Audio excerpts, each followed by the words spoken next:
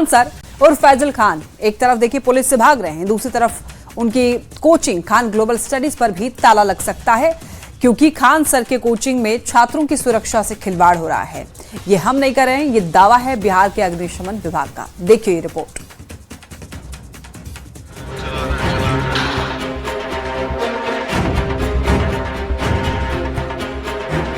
उस भवन को खाली कराते हुए सील कराने की जो अग्रतर कार्रवाई है वो कार्रवाई की जाएगी।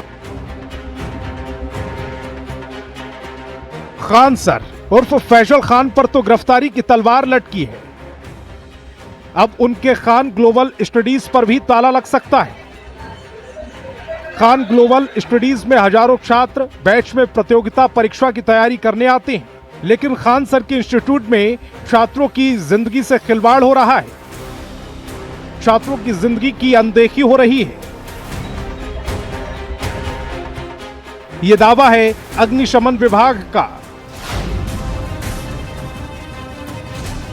अग्निशमन विभाग ने खान ग्लोबल स्टडीज की जांच करने के बाद इंस्टीट्यूट में सुरक्षा मानकों की अनदेखी का आरोप लगाया। फायर सेफ्टी के नियमों की अनदेखी को लेकर विभाग ने कोचिंग सेंटर को नोटिस भेजा और 1 हफ्ते के भीतर सभी गाइडलाइन का अनुपालन करने के निर्देश दिए। सुरक्षा के मानकों को पूरा नहीं करने पर खान ग्लोबल स्टडीज के अस्पताल और कोचिंग सेंटर को सील कर दिया जाएगा। इसमें यह पाया गया है कि यहाँ फिक्स्ड फायर फाइटिंग सिस्टम की व्यवस्था नहीं है। इसके अलावा जो ओवरहेड टैंक में 25,000 लीटर का उनका ओवरहेड टैंक होना चाहिए, वो मात्र 5,000 लीटर का है। फायर अलार्म सिस्टम नहीं है इनके यहाँ। इसके अलावा जो महत्वपूर्ण चीज पाई गई है कि इनके यहाँ इंटरनल 2 सीढ़ी है, एक्सटर्नल 2 सीढ़ी है। एक्सटर्नल 2 सीढ़ी की पहुंच मात्र फर्स्ट फ्लोर तक है और इंटरनल 2 सीढ़ी की पहुंच तो सभी फ्लोर पे है, परंतु इसकी जो चौड़ाई रिक्वायर्ड होती है वो मानक के अनुरूप नहीं पाई गई है। हम लोगों ने 7 से 10 दिन का भी उनको समय दिया है और इस 7 से 10 दिनों में अगर वो अनुपालन नहीं किया जाता है तो अपने अधिनियम और नियमावली की अग्रतर कार्यवाही के तहत कारण परीक्षा उनसे की जाएगी और उनका कारण परीक्षा अगर संतोषप्रद नहीं पाया जाता है तो उस भवन को खाली कराते हुए सील कराने की जो अग्रतर कार्रवाई है वो कार्रवाई की जाएगी। तो क्या खान सर की कोचिंग में पढ़ने वाले छात्रों की जिंदगी खतरे में है? क्योंकि अग्निशमन विभाग के मुताबिक फैजल खान की कोचिंग में फिक्स्ड फायर फाइटिंग सिस्टम नहीं है। ओवरहेड टैंक मात्र 5,000 लीटर का है। ओवरहेड टैंक 25,000 लीटर का होना चाहिए। पानी की सप्लाई के लिए पंप की व्यवस्था नहीं। फायर अलार्म सिस्टम भी नहीं है। इंटरनल और एक्सटर्नल 2 सीढ़ियां हैं। एक्सटर्नल 2 सीढ़ियों की पहुंच फर्स्ट फ्लोर तक ही है। इंटरनल सीढ़ी की चौड़ाई मानक के अनुसार नहीं है। इधर मंत्री दिलीप जायसवाल ने भी साफ कर दिया है कि जो भी फायर सेफ्टी का ध्यान नहीं रखेगा उस पर कार्रवाई होगी। चाहे वो अस्पताल हो, एजुकेशनल इंस्टीट्यूशन हो, चाहे वो फैक्ट्री हो, इस तरह के जो भी संस्थान हैं जहां की कॉमन प्लेस है, लोग वहां पर रहते हैं, वैसे जगह को चिन्हित करके और पूरे मानक जो फायर सिक्योरिटी का मानक है उस मानक को ध्यान देने की आवश्यकता है।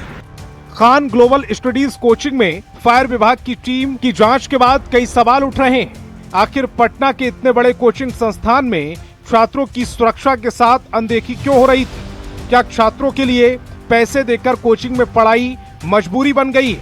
छात्रों की जान की कीमत कुछ भी नहीं है। न्यूज़ 18 के लिए पटना से विनीता मिश्रा की रिपोर्ट। कल इंडिया गठबंधन की बैठक होनी है, लेकिन मीटिंग से पहले ही गठबंधन के कई सहयोगी दलों ने मीटिंग का बॉयकॉट कर दिया। सीपीएम, जेएमएम और डीएमके ने कांग्रेस के रवैये पर ऐतराज जताया है। हालांकि बाकी दलों के साथ समाजवादी पार्टी इस बैठक में शामिल होगी। वहीं बीजेपी ने भी इसे कागजी गठबंधन बताया है, जो लोकसभा चुनाव के बाद अपना अस्तित्व खो चुका है।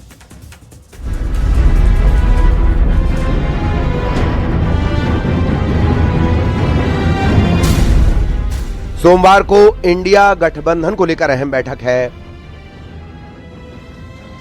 यह बैठक दिल्ली के कॉन्स्टिट्यूशन क्लब ऑफ इंडिया में होगी। इंडिया ब्लॉक की बैठक में Congress, TMC, Samajwadi party, RJD, left party, Shiv Sena, NCP Sharad गुट, जेएमएम, नेशनल कॉन्फ्रेंस शामिल होंगी। एक ही नेता है, राहुल गांधी, और वो लगातार देश के संविधान की प्रति उठाकर कहते हैं कि इस संविधान को बचाना है क्योंकि ये सरकार संविधान को कुचलने का काम कर रही है।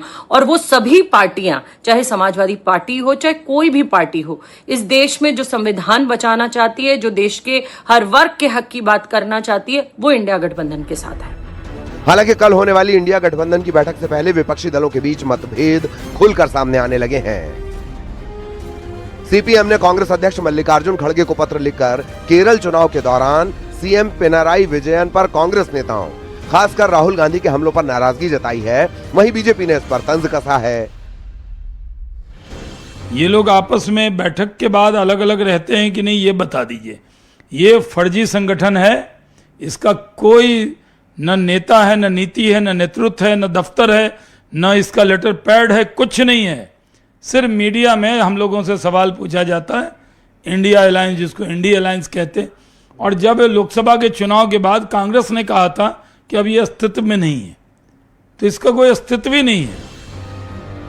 झारखंड मुक्ति मोर्चा भी कांग्रेस की कार्यशैली से नाराज बताई जा रही है। बीजेपी का कहना है कि यह गठबंधन सिर्फ कागजों पर है, वास्तविकता में कहीं पर भी नहीं है। और अब बचा था तो लेफ्ट पार्टीज ने भी कांग्रेस को आईना दिखाया है कि भाई हमें राहुल गांधी के क्लैरिफिकेशन दीजिए कि वो हमारे पे आरोप जो लगाते थे उसके बारे में आपको क्या कहना है। इसका मतलब ये है कि इंडिया अलायंस कागज छोड़कर कहीं पर भी रियलिटी में नहीं है अभी। इससे पहले डीएमके भी कांग्रेस के रवैये के कारण बैठक में शामिल न होने का फैसला कर चुका है। वहीं समाजवादी पार्टी का कहना है कि बीजेपी को सिर्फ इंडिया गठबंधन ही चुनौती दे सकता है। जिस तरह से पूरा विपक्ष एक साथ होकर इस देश की समस्या को उठाने का काम, सुलझाने का, इसलिए बहुत ही महत्वपूर्ण आम बैठक है देश हित में। इंडिया गठबंधन में कई ऐसे सहयोगी दल हैं जो कांग्रेस से असंतुष्ट हैं। वहीं बीजेपी की भी इंडिया गठबंधन पर सियासी बयानबाजी जारी है। Bureau report, news 18 UP Uttarakhand. सत्ता से विदाई के बाद ममता बनर्जी की पार्टी पर संकट के बादल मंडराने लगे हैं। विधायक तो पहले ही टूट चुके थे, अब सांसदों के खेमे में भी हलचल है। आलम यह है कि पुराने वफादार साफ साफ कहने लगे हैं कि अब लड़ाई सिर्फ वजूद बचाने की है। विधायकों के टूटने की चर्चा पहले से थी, लेकिन अब सांसदों के भी पार्टी छोड़ने की अटकलों ने टीएमसी की नींद उड़ा दी।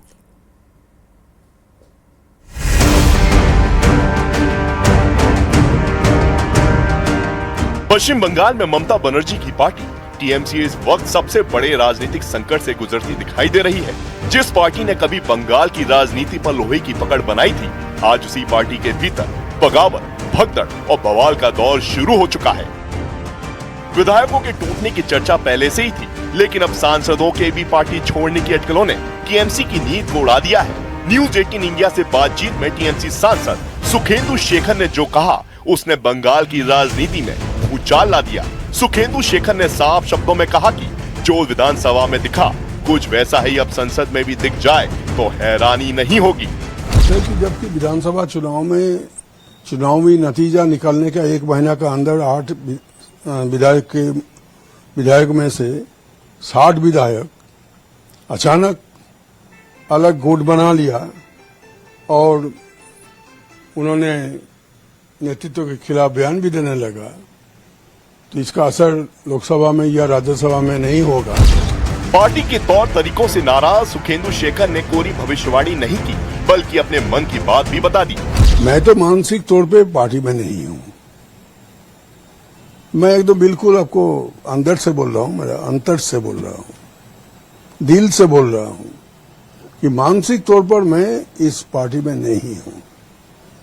लेकिन अब क्या निर्णय लेना है मुझे, इसके लिए मुझे थोड़ा बहुत वक्त चाहिए। उधर टीएमसी में मचे इस घमासान के बीच बंगाल विधानसभा में पार्टी की टूट के सूत्रधार नेता विपक्ष रीता बनर्जी ने भी ऐसा खुलासा किया, जिसने पार्टी की अंदरूनी हकीकत को सामने ला दिया। रीता बनर्जी ने दावा किया कि चुनाव हारने के बावजूद पार्टी ने बैठक में जीत का भ्रम फैलाया और अभिषेक बनर्जी की शान में कसीदे पढ़ने को तक कहा गया। There was no resolution about this legislative party, about the distribution of the legislative party. There was a single resolution that everybody must stand up give a standing ovation to Abhishek Banerjee for the astounding effort he has put.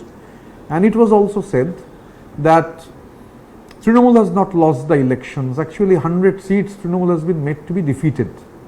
We have 180 seats, 100 seats are made to be defeated, so the actual count is 180 seats. See, when everybody was told to give a standing ovation, you may ask, चुनावी मैदान में करारी हार के बाद ममता की party बगावत और विरोध की दोहरी मार झेल रही है। अभिषेक बनर्जी के साथ जो सलूक हुआ वो सबने देखा और इस कतार में टीएमसी के विधायक मदन मित्रा का भी नाम जुड़ गया है। पश्चिम बंगाल के कमरहाटी में मदन मित्रा पर लोगों का गुस्सा इस कदर फूटा कि गाड़ी पर अंडों की बरसात कर दी। वो तो शुक्र है सिक्योरिटी का, जिन्होंने मदन मित्रा को वक्त रहते मौके से बाहर निकाल लिया। टीएमसी पर मुसीबतों का ऐसा पहाड़ टूटा है कि जिन नेताओं की कुछ दिन पहले तक अपने इलाके में तूती बोलती थी, अब वो छुपने के लिए जगह तलाश रहे हैं। हावड़ा के उदय नारायणपुर से सामने आए वीडियो में टीएमसी कार्यकर्ता ब्रह्मानंद चक्रवर्ती पुलिस कार्रवाई से बचने के लिए कपड़ों के ढेर में छिपते दिखाई दिए, लेकिन पुलिस ने कपड़े हटाकर उन्हें ढूंढ ही निकाला और फिर हिरासत में ले लिया। बताया जा रहा है कि मामला 2021 के विधानसभा चुनाव के बाद हुई हिंसा से जुड़ा हुआ था, जिसे लेकर पहले ही शिकायत दर्ज कराई जा चुकी थी और अब जब सत्ता बदली तो एक्शन शुरू हो गया। कुछ ऐसी ही छुपन छुपाई बीते दिनों टीएमसी के नेता शाहिदुल मियां ने भी की थी। इल्जाम था कि उन्होंने सरकारी आवास योजना में घर दिलाने के नाम पर लोगों से कमीशन लिया और जब लोग पैसा वापस लेने घर पर आ धमके तो शाहिदुल मियां घर के बिस्तर के नीचे दुबक गए, लेकिन बाद में ये भी पुलिस के हत्थे झड़ गए। यानी ममता की पार्टी पर संकट विकराल है। टीएमसी हर तरफ से घिरी है। एक तरफ अपनों की बगावत है, दूसरी तरफ जो वफादार बचे हैं उन्हें विरोध झेलना पड़ रहा है और तीसरी तरफ वो नेता जिन पर नई सरकार के बाद एक्शन की तलवार लटक रही है। बंगाल में सत्ता बदले अभी महीना ही गुजरा है, लेकिन इस एक महीने में इतना कुछ हो गया कि यकीन कर पाना ही मुश्किल है। जो ममता देश में बीजेपी के खिलाफ विपक्ष का सबसे मजबूत चेहरा दिखती थी, आज उनके सामने अपनी ही पार्टी बचाने की चुनौती खड़ी हो गई है। बिहार में लालू राबड़ी की सुरक्षा घटाने के बाद सियासत थमने का नाम नहीं ले रही है। एक तरफ राबड़ी आवास के बाहर आरजेडी नेता और कार्यकर्ता सुरक्षा प्रहरी बनकर डटे हैं, तो दूसरी तरफ एनडीए का कहना है कि आरजेडी बेकार की सियासत कर रही है। देखिए,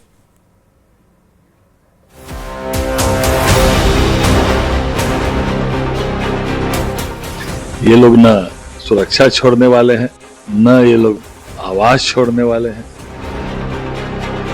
हम इनके सुरक्षा में पहरेदारी करते रहेंगे। ये तस्वीर है राबड़ी देवी के आवास 10 सर्कुलर रोड के गेट की, जहां सुरक्षा कर्मियों की जगह आरजेडी कार्यकर्ता और नेता राबड़ी आवास की सुरक्षा करते नजर आ रहे हैं।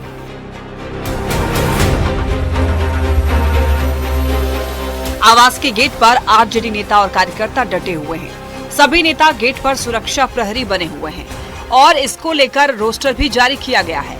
राबड़ी देवी को बंगला खाली करने के नोटिस के बाद बिहार की सियासत गर्म ही थी कि अब लालू राबड़ी की सुरक्षा में कटौती पर सियासत तेज हो चुकी है।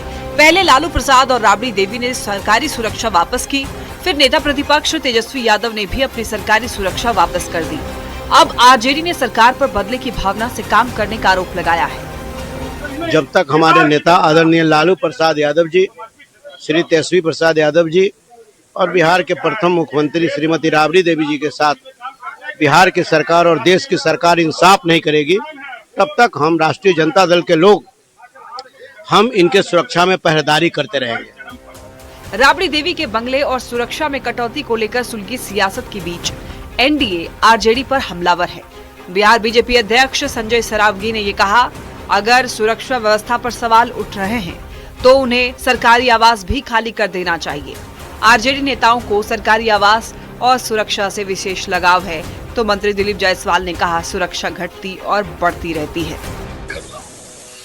ये लोग न सुरक्षा छोड़ने वाले हैं, न ये लोग आवाज छोड़ने वाले हैं। 2018 में भी इन लोगों ने ऐसे कहा था मैं सुरक्षा नहीं लूंगा। अरे तो जो लोग और ज्यादा स्टेटस सिंबल के नाम पर चाहते हैं 10-10, 12-12 भला कमांडो आगे पीछे चले, ये सब होने वाला नहीं है। सुरक्षा समिति इस बात को देखती है कि किनको कितने सुरक्षा की आवश्यकता है और उनके साथ क्या खतरा है। इसीलिए अगर लालू जी को, राबड़ी जी को या किसी भी नेता को इस बात का एहसास है कि उनको खतरा है, वो फिर से लिख करके देंगे, सुरक्षा तुरंत चला जाएगा। बता दें कि शुक्रवार को सरकार ने कुछ नेताओं की सुरक्षा में संशोधन का आदेश जारी किया। लालू प्रसाद और राबड़ी देवी की Z+ सुरक्षा में कटौती की गई। हालांकि नेता प्रतिपक्ष तेजस्वी यादव की Y+ सुरक्षा पहले की तरह जारी रहेगी, लेकिन तेज प्रताप यादव, मीसा भारती और राजश्री यादव की सुरक्षा व्यवस्था भी नए नियमों के अनुसार तय की गई है।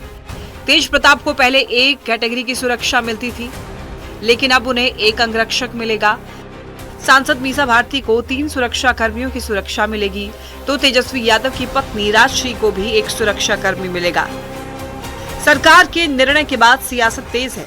लालू परिवार ने सरकारी सुरक्षा वापस कर विरोध जताया, तो सत्ता पक्ष के नेताओं का कहना है कि सब कुछ नियम के अनुसार किया गया है। न्यूज़ 18 के लिए पटना से अमित कुमार के साथ विनीता मिश्रा की रिपोर्ट।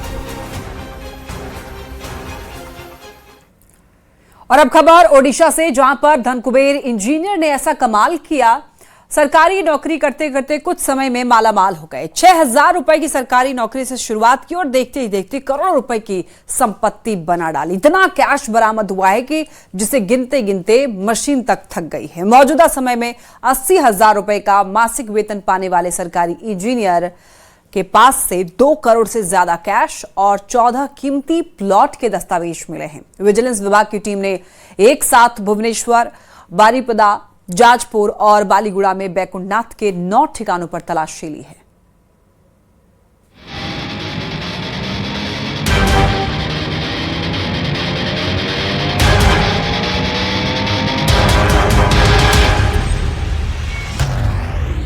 ₹6,000 की सरकारी नौकरी से करियर की शुरुआत और करोड़ों रुपए की संपत्ति बना लेना, क्या ये संभव है? कोई भी कह सकता है ये संभव नहीं हो सकता, लेकिन उड़ीसा के धनकुबेर इंजीनियर ने ये संभव बना दिया है।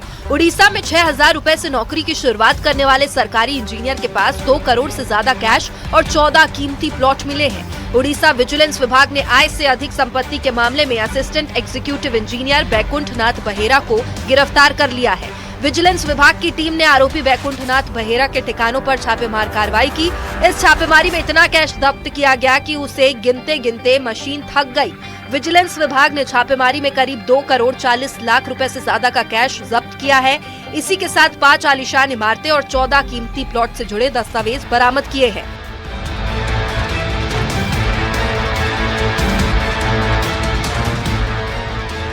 विजिलेंस विभाग की टीमों ने एक साथ भुवनेश्वर, बारीपदा, जाजपुर और बालीगुड़ा में बैकुंठनाथ के 9 ठिकानों पर छापेमारी की।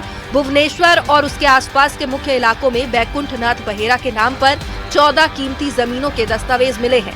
बैकुंठनाथ ने साल 1999 में एक जूनियर इंजीनियर के रूप में सरकारी नौकरी शुरू की थी, जब उसका मासिक वेतन सिर्फ 6,000 रुपए था। मौजूदा पद पर उसकी सैलरी करीब 80,000 रुपए महीना है। ऐसे में हिसाब लगाना मुश्किल नहीं है कि आखिर इतना पैसा आया तो कहां से आया। पूरी जिंदगी निकल जाती है एक घर बनाने में, लेकिन इन इंजीनियर साहब ने कुछ ही सालों में कमाल कर दिया। ऐसा कमाल कि मालामाल हो गए। फिलहाल विजिलेंस विभाग की ओर से जांच जारी है। बताया जा रहा है कि अभी भी इस मामले में कई बड़े खुलासे हो सकते हैं। Bureau report, news 18। भागलपुर समेत आसपास के जिलों के लोगों के लिए 7 जून का दिन किसी उत्सव से कम नहीं रहा। जिस विक्रमशिला सेतु के बंद होने से जिंदगी की रफ्तार थम सी गई थी, वो एक बार फिर से मुस्कुरा उठे हैं। सम्राट सरकार के अटूट संकल्प और बीआरओ के जवानों की दिन रात की कड़ी मेहनत ने आखिरकार रंग दिखाई।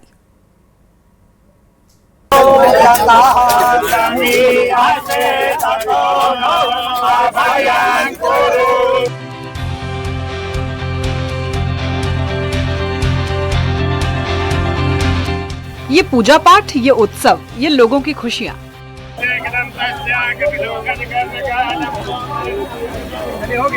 ये कोई धार्मिक या वैवाहिक समारोह नहीं, ये लाखों लोगों की धड़कनें हैं जो एक महीने बाद फिर से उसी रवानगी के साथ लौट आई है।